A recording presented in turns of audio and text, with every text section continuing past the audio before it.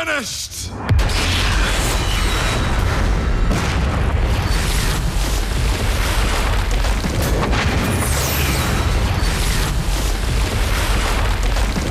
ముందుగా వెళ్ళుచున్నాడు. అక్కడ మీరు ఆయనను చూతురు, ఇదిగో మీతో చెప్పితున్నాను. యేసు ప్రభువుని మీరు చూడబోతున్నారు. గలిలయ సముద్రం. దీన్ని ఎక్కడే ఉంటుందంటే, గలిలయ సముద్రం ఎక్కడ చూస్తామంటే, గలిలయ సముద్రము, కపెర్నహూము, ఇటు సైడ్ ఏమో కొండ మీద ప్రసంగం. 5,000 మందికి యేసు ప్రభు ఆహారం పెట్టారు కదా. ఇదేమో కొండ మీద ప్రసంగం, ఇదేమో గలిలయ సముద్రం, ఇదేమో కపెర్నహూము. ఇక్కడ పేతురు అత్త ఇల్లు ఉంటుంది. మనం వెళ్ళంగానే ఫస్ట్ పేతురు అత్త ఇల్లు, ఆ పురాతన కట్టడాలు మనం చూస్తాం ఇక్కడ. ఆ తర్వాత మనం అక్కడి నుంచి ముందుకు వెళ్ళిపోయి కొంచెం ముందుకు వెళ్ళినంత పీటర్ రెస్టారెంట్ అంటాం, పీటర్ ఫిష్ రెస్టారెంట్ అంటాం. గలిలయ సముద్రంలో పట్టిన చేపను చేపగానే వండి, చేపగానే ఫ్రై చేసి మనకు వడ్డిస్తారు. ఆ తర్వాత కొంచెం ముందుకు వెళ్తే లెఫ్ట్ సైడ్లో యేసు ప్రభు వారు కొండ మీద ప్రసంగం ఉంది కదా, ఆ ప్రసంగం చేసినటువంటి ప్రాంతాన్ని మనం చూస్తాం. ఇవన్నీ అక్కడే. యేసు ప్రభు చెప్తున్నాడు, గలిలయకు వెళుదాము రండి, గలిలయకు వెళ్ళాలి. ఇప్పుడు ఇక్కడికి అక్కడికి ఎంత దూరం అనుకున్నారు? 127 కిలోమీటర్లు. ఎన్ని కిలోమీటర్లు? 127. దగ్గర ఇక్కడ నుంచి నల్గొండ దూరం, హైదరాబాద్ డిస్టెన్స్ అటు ఇటుగా నల్గొండ దూరం. ఇంత దూరం ఎంత పెట్టింది మామూలు నడిచెళ్ళాలంటే? ఇక్కడ క్షణాల్లో యేసు ప్రభు వెళ్ళిపోతూ ఉన్నాడు. ఏమన్నా ఆ రోజున యేసు ప్రభు పుడుతున్నప్పుడు కన్యకైన తల్లి అయిన మరియా ఇక్కడ గలిలయ నుంచి, ఈ కపెర్నహూము నుంచి వాళ్ళు వస్తూ ఉంటారు. ఎక్కడికి? బెత్లెహేము ప్రయాణం చేస్తూ ఉంటారు. చాలా ప్రయాస, చాలా దూరం. ఎన్ని మాసాలు పడుతుందో, ఎన్ని రోజులు పడుతుందో తెలియదు. కానీ ఇక్కడ మనం చూస్తూ ఉన్నాం, యేసు ప్రభు వారు గలిలయలో, కపెర్నహూములో ఎక్కువ సేవ చేశారు కాబట్టి గలిలయకు వెళుతున్నారు తన శిష్యులు బలపరచడానికి. మళ్ళీ శిష్యులు ఏం చేశారంటే, మా ఆయన విడిచిపెట్టేసి చనిపోయాడు కాబట్టి వీళ్ళు చేపలు పడదామని వెళ్ళిపోతున్నారు. కాబట్టి వాళ్ళ దగ్గరికి వెళ్ళి వాళ్ళు కనబడుతున్నారు, వాళ్ళతో మాట్లాడుతున్నారు, వాళ్ళు చెప్తూ ఉన్నాడు, నేను తిరిగి లేచాను చూడని చెప్తూ ఉన్నాడు. He is risen. ఆయన తిరిగి లేచాడు. He is no more in the tomb. ఇక ఆయన ఆ యొక్క సమాధిలో లేడు. చనిపోయిన మనవారు సమాధుల్లో ఉన్నారు, వారి దేహాలు అక్కడే ఉన్నాయి. యేసు ప్రభు రాకడలో వారి దేహాలు మహిమ దేహాలుగా మార్చబడి తిరిగి లెగుస్తారు వాళ్ళు. అప్పటి వరకు ఆ యొక్క మట్టి అయిపోయిన దాన్ని మళ్ళీ అంతే ఉంటుంది. ఐస్కాన్లో పెట్టినప్పుడు రేణును ఎట్లా ఆకర్షిస్తుందో అలాగనే ఆ దేహాలు మహిమ దేహాలు ధరించుకొని లెగుస్తారు వాళ్ళు. యేసు ప్రభువుని ముందుగా వాళ్ళు ఎదుర్కొంటారు. ఆ తర్వాత సజీవులైన మనము యేసు ప్రభువుని చూస్తాం. ఫస్ట్ వాళ్ళ ప్రయారిటీ దేవుడు.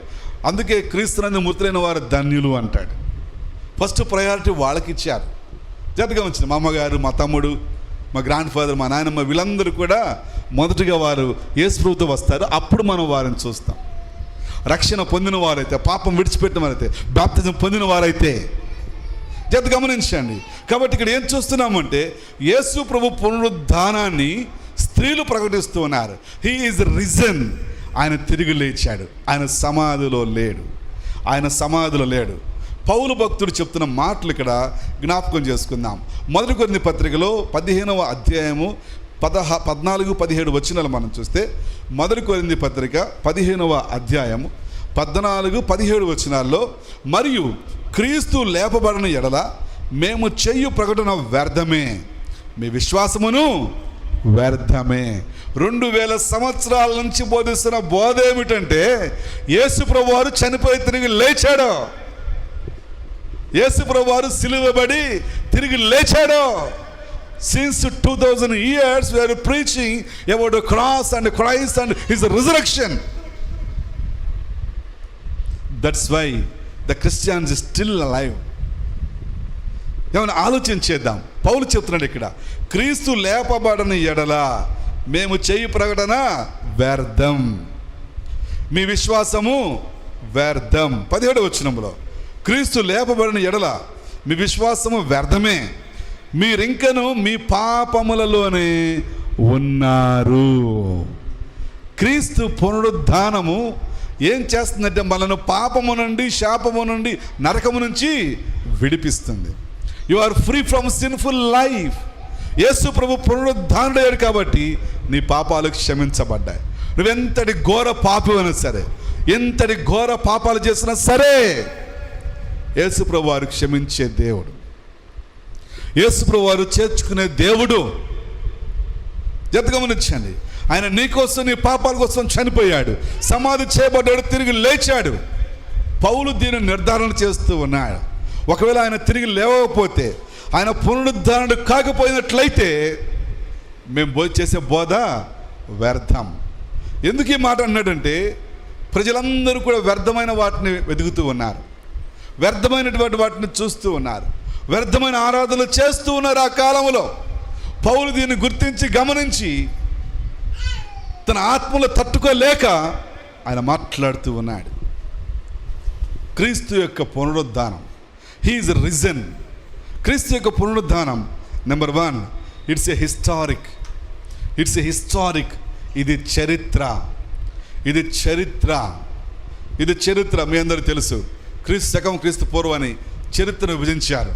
ఎందుకు అంటే, క్రీస్తుని యుగ పురుషుడు, క్రీస్తు అనేటువంటి మానవుడు చనిపోయి తిరిగి లేచాడు అని చరిత్ర చెప్తుంది.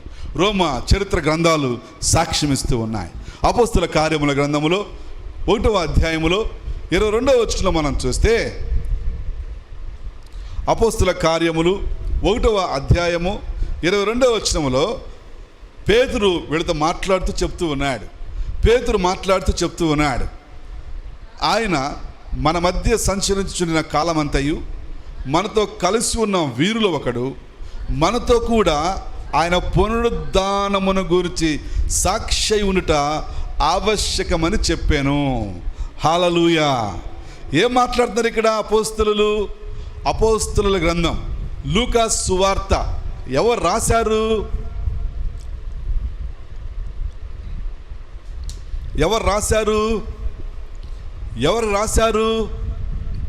అపోస్తలుల కార్యములు, లూకా సువార్త, డాక్టర్, వైద్యుడు రాస్తున్నటువంటి లేఖనం ఇది. వైద్యుడు రాస్తూ ఉన్నాడు, రాజుగారి సముఖం రాస్తూ ఉన్నారు. అపోల్లోయన్. లూకా సువార్త 1వ అధ్యాయం 1వ వచనం చదవండి. అపోస్తల కార్యములు 1వ అధ్యాయం 1వ వచనం చదవండి. అపోస్తల కార్యములు 1వ అధ్యాయం 1వ వచనం. ఓ థెయోఫిలా అనే రాజుకు వివరిస్తూ ఉన్నాడు.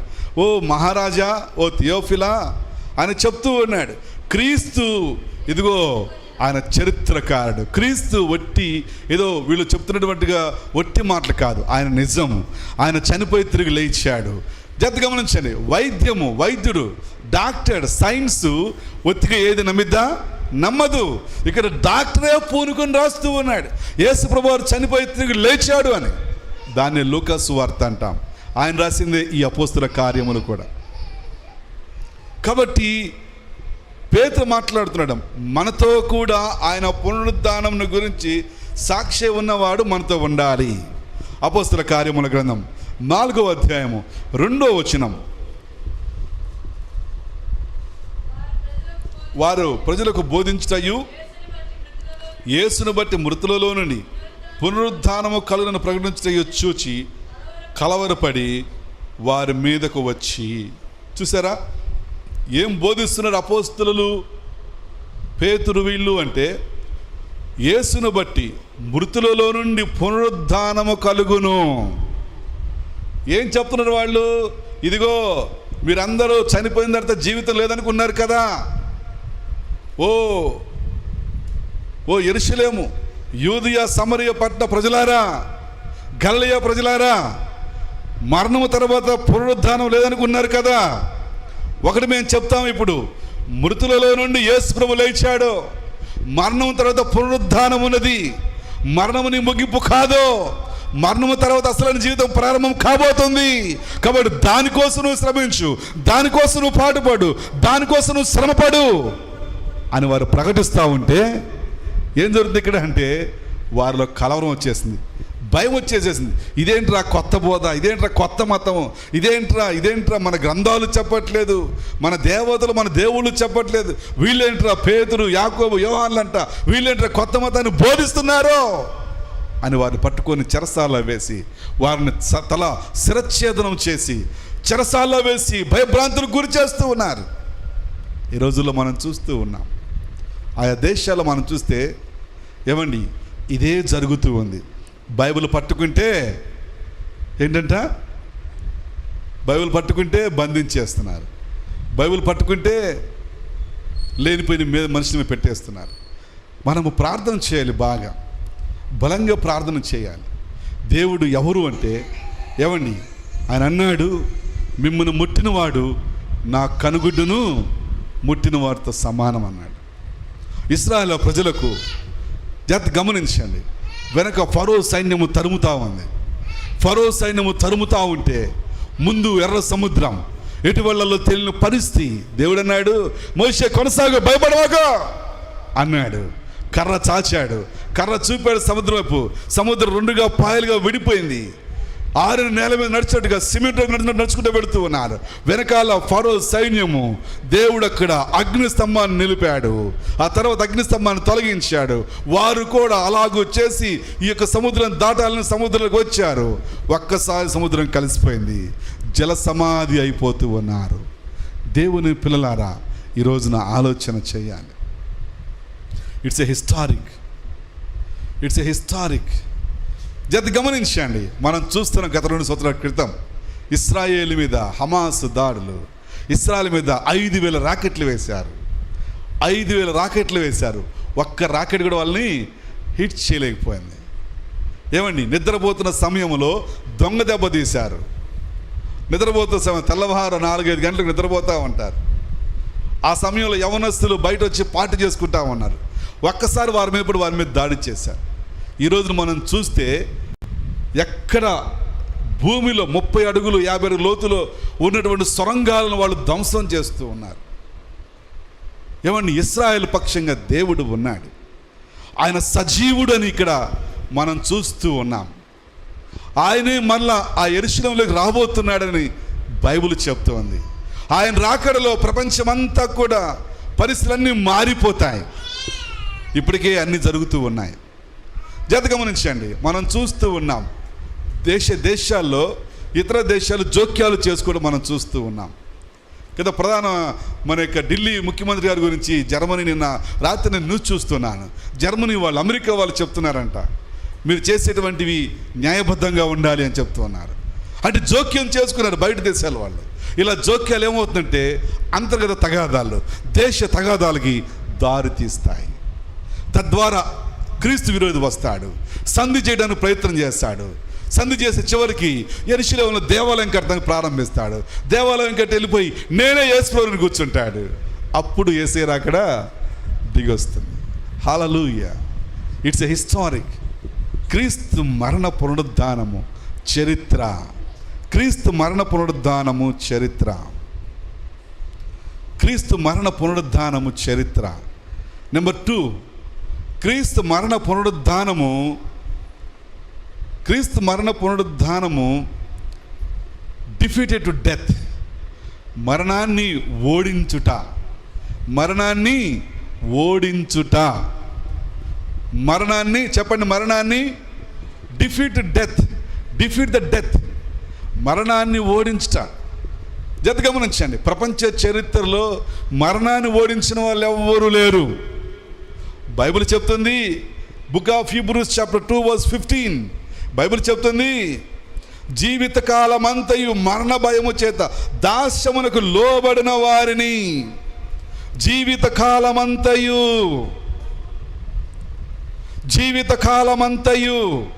The Bible speaks here. మనుషులు ఎట్లా ఉన్నారంటే జీవితకాలం అంతా కూడా మరణ భయం. మనం చూస్తూ ఉన్నాం. కోవిడ్ కాలంలో మనం 16వ సెంచరీలోకి వెళితే అప్పుడు కూడా ఇటువంటి వైరస్లు వచ్చాయి. ఆయా 100 సంవత్సరాలకు ఒకసారి ఇట్లాంటి వైరస్లు వస్తూ ఉంటాయి అంట. కాబట్టి చాలా వైరస్లు వచ్చాయి. అప్పుడు చనిపోయిన వారు చాలా ఎక్కువ ఇప్పుడు పోల్చుకుంటే. కాబట్టి జాగ్రత్తగా గమనించండి, మనుషుడు ఏమై ఉన్నాడంటే మరణ భయం చేత బ్రతుకుతూ ఉన్నాడు. ఎప్పుడు చనిపోతానో, ఏం జరుగుతుందని భయపడుతూ ఉన్నాడు. బైబిల్ చెప్తుంది, హీబ్రూస్ చాప్టర్ 2 వర్స్ 15, జీవితకాలం అంతయు మరణ భయము చేత దాస్యమునకు లోబడిన వారిని విడిపించుటకును ఆయన కూడా రక్తమాంసములలో పాలివాడను. హల్లెలూయా. జీసస్, యేసు ప్రభు మరణము, యేసు ప్రభు రక్తమాంసములు మన వలె పుట్టుక ఏం చేస్తుందంటే మరణ భయమును ధ్వంసం చేస్తుంది. It was blast the death of the fear. మరణ భయాన్ని ఏం చేస్తుందంటే కూల్చివేస్తుంది. బైబిల్ చెప్తుంది, 1 కొరింథీ పత్రిక 15వ అధ్యాయము 55-56 వచనాల్లో బైబిల్ చెప్తుంది. 1 కొరింథీ పత్రిక 15వ అధ్యాయం 55-56. ఓ మరణమా నీ విజయం అక్కడ, ఓ మరణమా నీ ముళ్ళు ఎక్కడ? మరణపు ముళ్ళు పాపము. జాగ్రత్తగా గమనించండి, వాక్యం సెలవిస్తుంది ఇక్కడ, యేసు ప్రభువారు మరణాన్ని జయించాడు. ఆ శిలువ త్యాగము ద్వారా మరణాన్ని ఓడిస్తూ ఉన్నాడు. ఆ శిలువ త్యాగము ద్వారా మనిషి జీవితంలో పునరుద్ధానాన్ని తీసుకొస్తూ ఉన్నాడు.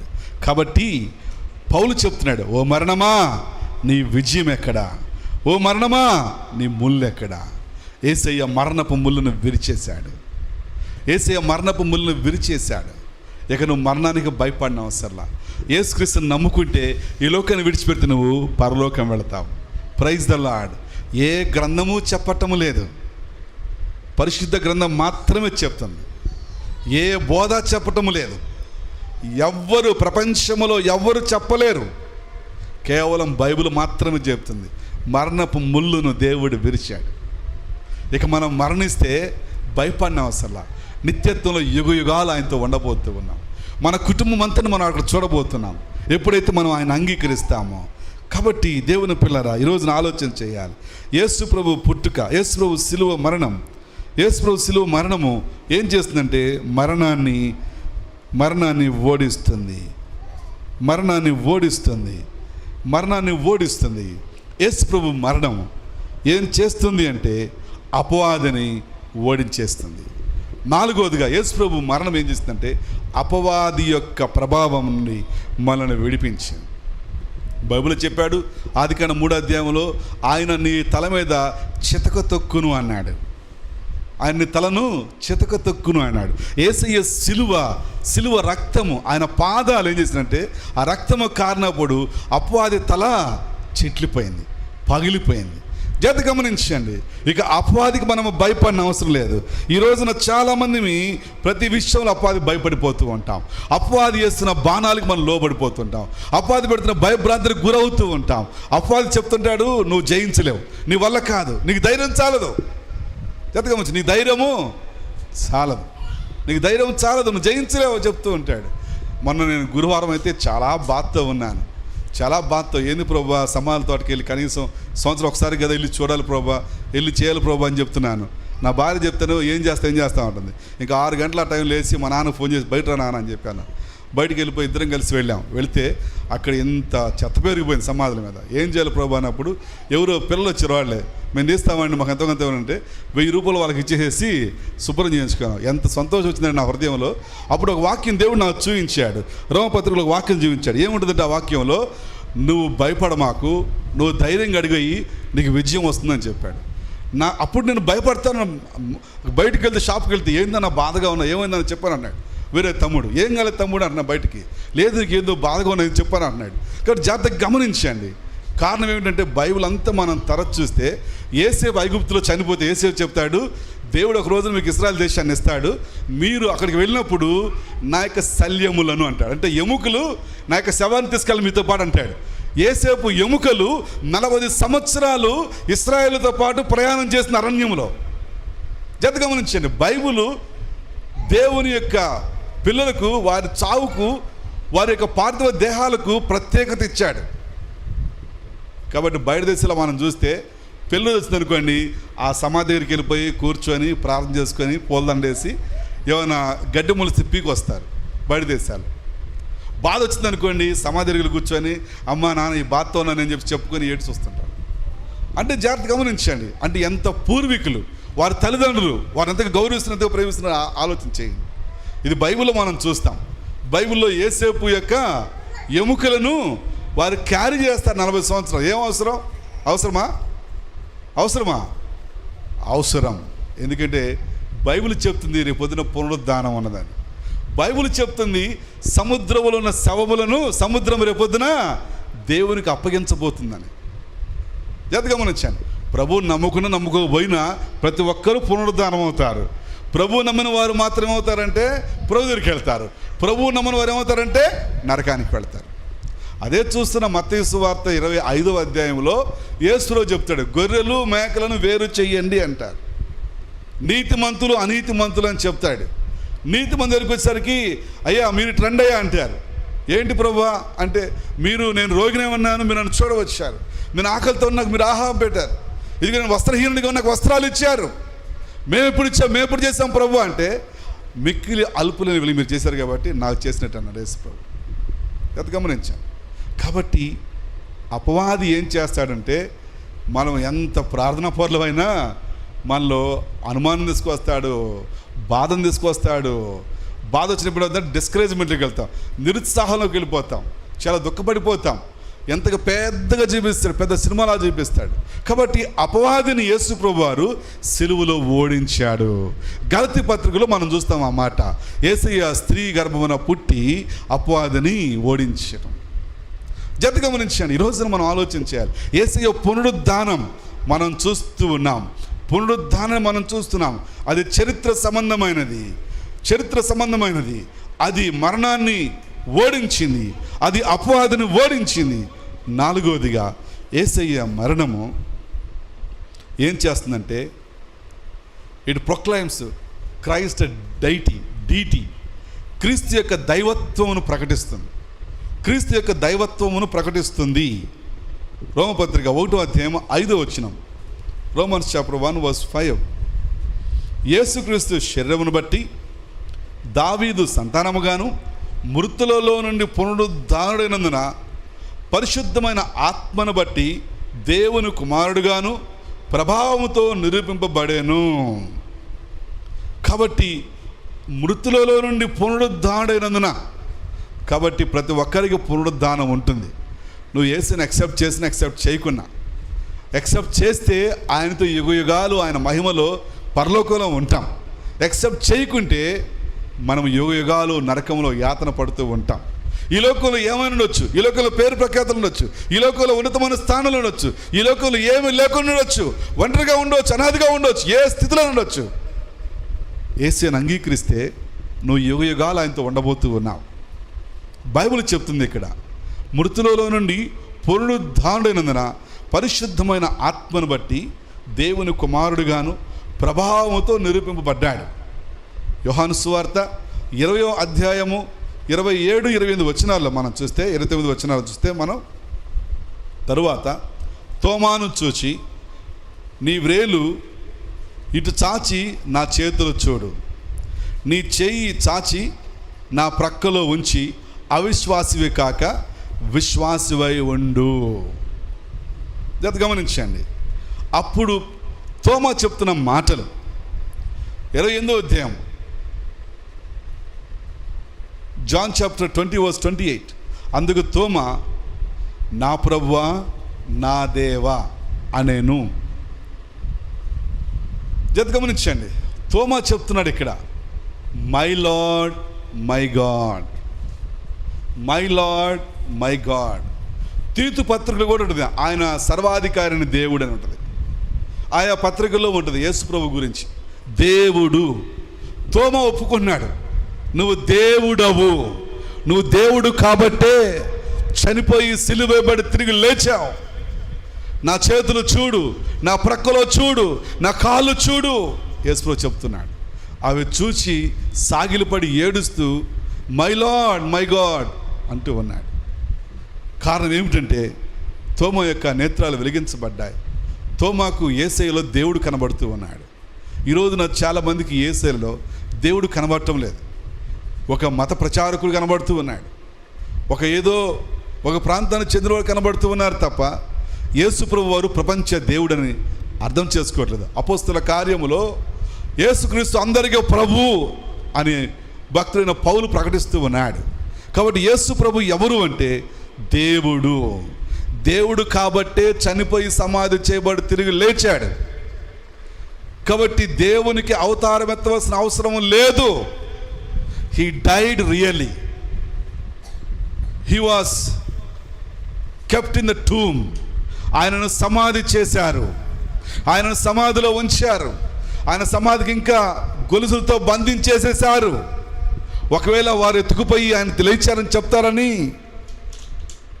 ఆయన గొలుసులతో బంధించేశారని సమాధిని. గొలుసులు రాయి మొత్తం ప్రక్కకు వెళ్ళిపోయాయి. ఆయన బయటకు వచ్చాడు సజీవుడిగా. దేవుని పిల్లారా, హీ ఈజ్ రిజన్. ఆయన లేచాడు, ఆయన ఎక్కలేడు. ఆయన నమ్ముదామా? ఆయన పూర్తిగా ఆనుకుందామా? ఆయన పునరుద్ధానము ఆయన దైవత్వాన్ని చూపిస్తుంది. ఆయన పునరుద్ధానము ఆయన అపవాదను ఓడించడం చూపిస్తుంది. ఆయన పునరుద్ధానము ఆయన మరణాన్ని ఓడించడం చూపిస్తుంది. ఆయన పునరుద్ధానము ఏం చేస్తుంది అంటే చరిత్రను జ్ఞాపకం చేస్తుంది. చరిత్రను జ్ఞాపకం చేస్తుంది. ఇవేవి మర్చిపోకూడదు. మనం ఏమై ఉన్నాము, ఎక్కడి నుండి వచ్చాము, మన చరిత్ర ఏమిటి, మన దేవుని చరిత్ర ఏమిటి, ఇవి మర్చిపోకూడదు. అవేం చేస్తాయి అంటే మనల్ని ప్రోత్సహిస్తాయి, బలపరుస్తాయి, మనకు తోడుగా ఉంటాయి. అట్టి కృప, ఆ పునరుద్ధానపు శక్తి పరిశుద్ధాత్మ దేవుడు మనందరికీ అనుగ్రహించునుగాక.